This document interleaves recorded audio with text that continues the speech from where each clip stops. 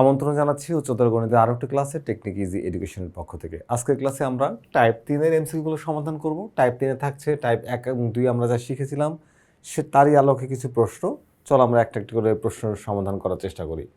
আমাদের প্রথম কোশ্চেনটি এখানে মূলত আমরা বহুপদী প্রশ্ন পাবো। আমাদের প্রথম প্রশ্নটি আমরা একটু দেখে নিই। প্রথম প্রশ্নে বলা হচ্ছে কি যে একটি ত্রিভুজের গঠন করা যায় যখন কি বলা হয়, যখন কি কি থাকলে ত্রিভুজ অঙ্কন করা যাবে। আমরা দেখবো যে তথ্যগুলো পড়ে সঠিক আছে কিনা, সঠিক থাকলে সেগুলো অ্যান্সার হবে, ভুল থাকলে এগুলো অ্যান্সার হবে না। দেখো ভূমি, ঠিক আছে, ভূমি লাগবে। ভূমির সমান একটি কোণ আর উচ্চতা দেওয়া থাকলে ত্রিভুজ অঙ্কন করা যায়।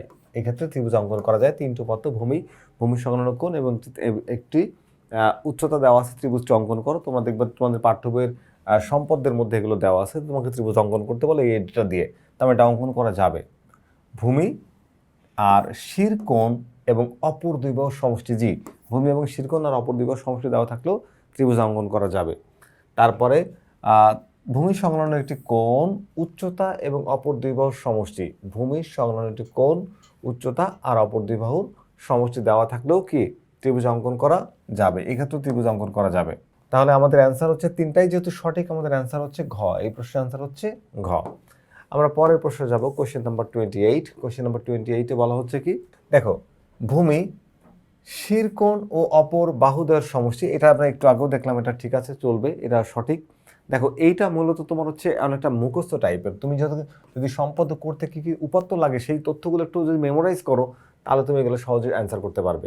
তারপর বলছে কি ভূমি, শিরকোণ ও অপর দুই বাহুর অন্তর, এখানেও ত্রিভুজ অঙ্কন করা যাবে। ভূমি লাগবে, শিরকোণ লাগবে, অপর দুই বাহুর সমষ্টি থাকলে হয়, অন্তর থাকলে হয়, ত্রিভুজ অঙ্কন করা যায়।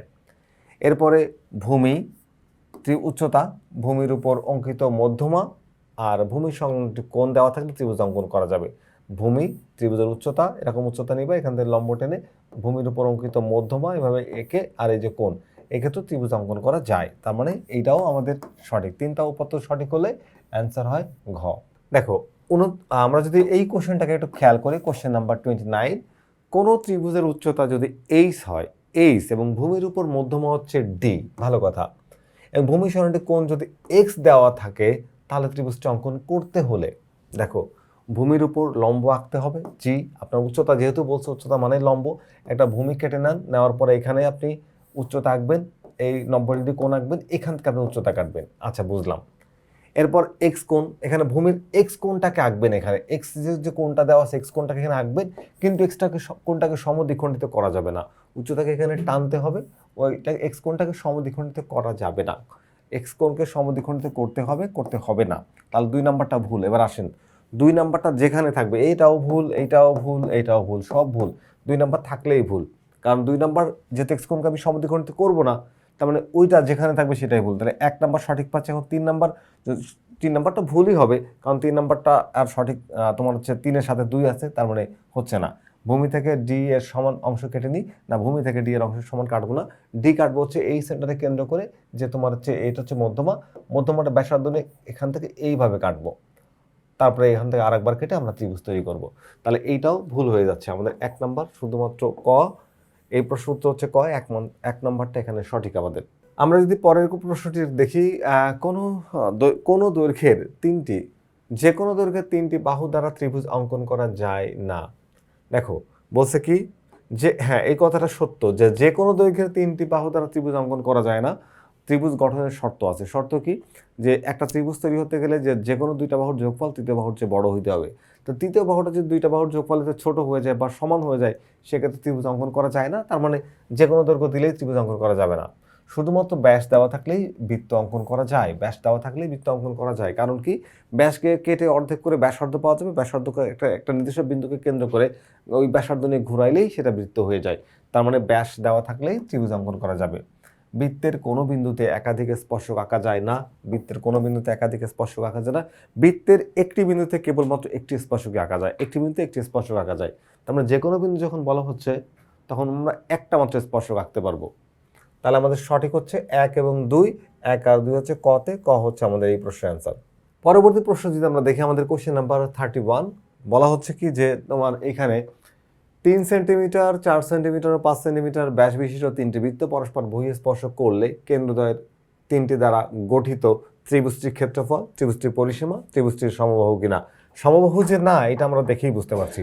তো লাস্টের যে তথ্যটা এইটা ভুল ধরেই রাখো, কারণ কি দেখো একটার দৈর্ঘ্য হচ্ছে ব্যাসার্ধ হলো 3, একটা হলো 4, একটা হলো 5, তাহলে 3 নাম্বারটা কিন্তু এমনিতেই ভুল। 3 নাম্বারটা কি ভুল? তো তুমি যদি টাইম বাঁচাতে চাও তার মানে 3 যেখানে পাবা সেটাই ভুল। তার মানে দেখো তুমি এইটা ভুল, এইটা ভুল, এইটা ভুল। এখন সঠিক উত্তর কিন্তু আমাদের তাহলে 1 আর 2 হয়ে যাচ্ছে ক, কারণ 3 নাম্বারটা ভুল আর কোনো একটা করে উত্তর নেই, তাহলে এইটা আর এটা কিন্তু এমনিতেই সঠিক হবে। এখন এটা হচ্ছে তোমার টাইম বাঁচানোর জন্য আমি শর্টকাট বলে দিলাম, শর্টকাট। কিন্তু যদি এখানে এই ত্রিভুজটা সমবাহু না দিয়ে অন্য কোনো কিছু একটা দিত বা অন্য কোনো উপাত্ত দিত, সেক্ষেত্রে তোমাকে কী করতে হতো? এই তথ্যগুলো বের করে দেখতে হইতো। তো আমরা এখন এই তথ্যগুলোকে একটু বের করে দেখার চেষ্টা করব। তাহলে আমি যদি একটু তোমাদেরকে একটু চিত্র অঙ্কন করে দেখাই তাহলে মনে হয় তোমাদের বুঝতে একটু সুবিধা হয়। দেখো একটা এখানে বলা হয়েছে যে 3 সেন্টিমিটার, 4 সেন্টিমিটার, 5 সেন্টিমিটার বাহু বিশিষ্ট 3টি বৃত্ত পরস্পর বহিঃস্পর্শ করবে। ধরো এইটা 3 সেন্টিমিটার বিশিষ্ট একটি বৃত্ত, তারপরে যে তোমার এইটা 4 সেন্টিমিটার বিশিষ্ট একটি বৃত্ত, আর মনে করো যে এই যে আরেকটা এটা 5 সেন্টিমিটার বিশিষ্ট একটা বৃত্ত। এরা পরস্পরকে কি করেছে? বহিঃস্পর্শ করেছে। এখন এই তিনটার কেন্দ্র দ্বারা যে ত্রিভুজটা তৈরি হবে সেই ত্রিভুজের আমাকে বলা হয়েছে যে একটা তোমার যে একটা ত্রিভুজ হবে সেই ত্রিভুজের 3টা উপাত্ত আমাকে এখানে বের করতে হবে আর কি। তো মনে করো যে এই ত্রিভুজের কেন্দ্র হচ্ছে এইটা, সরি এই বৃত্তের কেন্দ্র হচ্ছে এটা এ, আর এই বৃত্তের কেন্দ্র মনে করো যে এটা হলো বি, আর এই যে বৃত্তের কেন্দ্র এটা হলো সি। তাহলে এ কেন্দ্র বিশিষ্ট বৃত্তের ব্যাসার্ধ হচ্ছে তোমার 3 সেন্টিমিটার। তাহলে তুমি এই 3 সেন্টিমিটার, 4 সেন্টিমিটার এবং 5 সেন্টিমিটার যোগ করে দাও।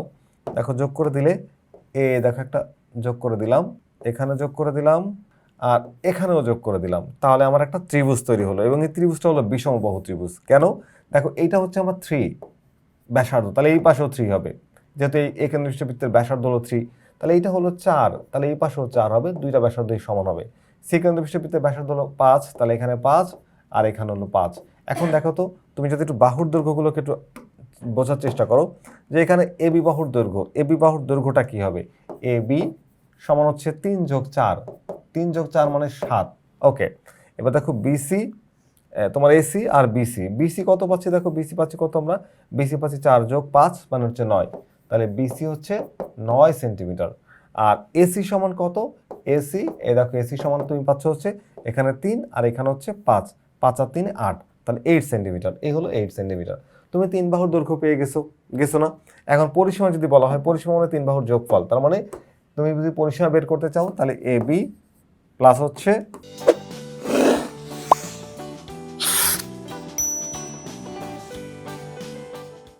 এবি, তার সাথে যোগ করবো হচ্ছে বিসি এবং যোগ করবা এসি। তাহলে এই 3 বাহু যোগ করলে হয়ে যাবে পরিসীমা। তাহলে পরিসীমাটা চলো আমরা এখানে একটু বের করে দেখি। এবি, বিসি আর এসি, এবির মান কত? এবি হচ্ছে 7, বিসি কত? 9 আর এসি কত? 8। তার যোগ করলে কত হচ্ছে? Is equals to 24। এই দেখো 24 চলে আসছে 24। তাহলে আমাদের এখানে পরিসীমা দেওয়া আছে 24, দেখতে পাচ্ছ 24, এটা কিন্তু সত্য। তাহলে খ নাম্বারটা আমরা ঠিক পেলাম। এবার যেহেতু এটা একটা বিষমবাহু ত্রিভুজ আমরা এটা ক্ষেত্রফলটা বের করব। তো পরিসীমা থেকে আমরা অর্ধ পরিসীমা এস বের করতে পারবো। অর্ধ পরিসীমা 24 ডিভাইড 2 ইজ ইকুয়ালস টু 12। তাহলে অর্ধ পরিসীমা কত পেলাম বলো তো? 12। এখন এই ত্রিভুজের ক্ষেত্রফল নির্ণয়ের সূত্র কি? বিষমবাহু ত্রিভুজের ক্ষেত্রফল নির্ণয়ের সূত্র হচ্ছে root over S into S minus A, root over S into S minus A, S into S minus A into S minus B into S minus C. তাহলে চলো মানগুলো বসাই দিই। দেখো এস এর মান হচ্ছে 12 বের করছি, ওই দেখো 12। এবার 12 থেকে প্রথমে তুমি যদি একটা বাহু বিয়োগ করো, এ বি সি হল 3টা বাহু, তাহলে 12। এখানে মনে করো যে তুমি যদি এই 12 থেকে প্রথমে এই 7 বিয়োগ করো তাহলে কত থাকে বলো তো? 5, এখানে 5 বসায় দাও। তাহলে এস মাইনাস বি, 12 থেকে যদি 9 বিয়োগ করো তাহলে কত থাকে? 3, বসায় দাও 3। এবার 12 থেকে যদি 8 বিয়োগ করো তাহলে কত থাকে? 4, এই বসায় দাও 4। আমি ডিরেক্ট মান বসায় দিছি একদম, যেহেতু এমসিকিউ এত টাইম নষ্ট করা যাচ্ছে না। তাহলে রুট ওভার, এখন এগুলোকে হিসাব করো যে 12 ইন্টু 5 ইন্টু 4 ইন্টু 3, আচ্ছা পাচ্ছি কত? 26.8328, তার মানে 26.832 আমাদের দুই সংখ্যা পর্যন্ত দেওয়া আছে। তারপরে এই তথ্যটাও কিন্তু সঠিক। তাহলে আমরা দেখলাম যে আমাদের এই কোশ্চেনে যে ডেটাগুলো দেওয়া আছে তার প্রথমটা সত্য, পরেরটাও সত্য। এটা বিষমবাহু ত্রিভুজ না, যেটা আমরা প্রথমেই পেয়েছিলাম। দেখো আমার কিন্তু এত টাইম লাগতো না, যেহেতু আমরা পরীক্ষার সময় টাইম 3 নম্বর তথ্যটা ভুল, তার মানে যেখানে থাকবে সেটাই ভুল। তারপর আমি এই দুটো বের করে দেখালাম। যদি একটু কমপ্লিকেটেড আকারে আসে, অন্যভাবে অন্য ডেটা দিয়ে দেয়, তখন আবার তোমাকে এগুলো হিসাব করে দেখতে হবে। তো আমরা দেখলাম যে আমাদের 1 এবং 2, তার মানে এই প্রশ্ন উত্তর হচ্ছে ক।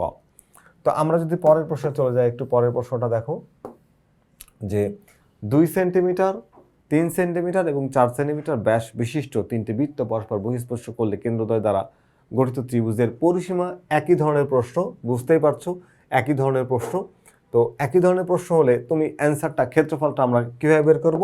Root over S into S minus A into S minus B into S minus C.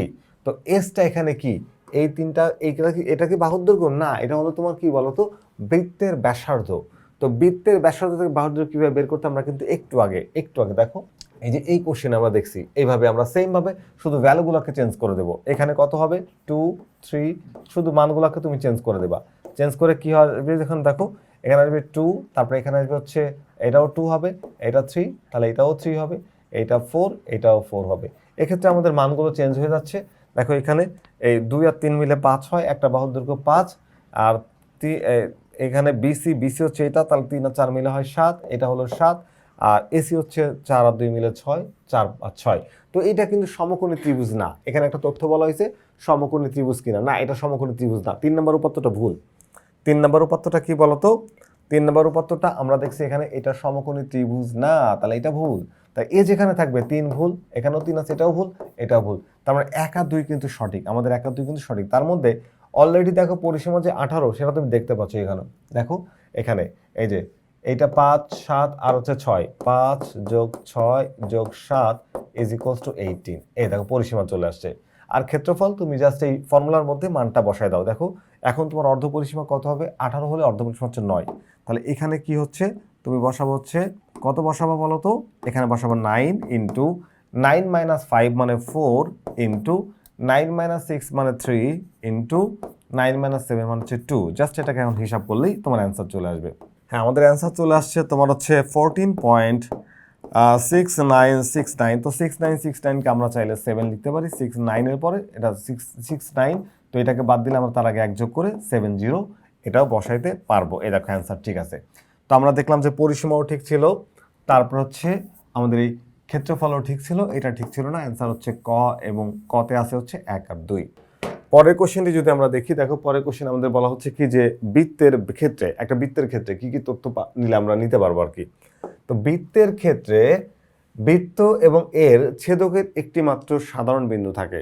বৃত্ত ও এর ছেদকের একটি মাত্র সাধারণ বিন্দু থাকে না, বৃত্ত আর ছেদকের একাধিক বিন্দু থাকতে পারে। ধরো এটা একটা বৃত্ত আর এখানে একটা ছেদক, এ বিন্দু আর বি বিন্দু, দুইটা বিন্দুকে টাচ করতে পারে, দুইটা বিন্দুকে ইন্টারসেক্ট করতে পারে। তার মানে একাধিক বিন্দু থাকতে পারে, কিন্তু স্পর্শক হলে স্পর্শক বৃত্তের পরিধির উপর একটা মাত্র বিন্দুকে স্পর্শ করে। যেহেতু বলছে ছেদকের কিন্তু একাধিক বিন্দু থাকতে পারে, তার মানে এই তথ্যটা কি সঠিক না। তার মানে এটা যদি ভুল হয়, এই এক যেখানে থাকবে সেই জায়গাটাই ভুল।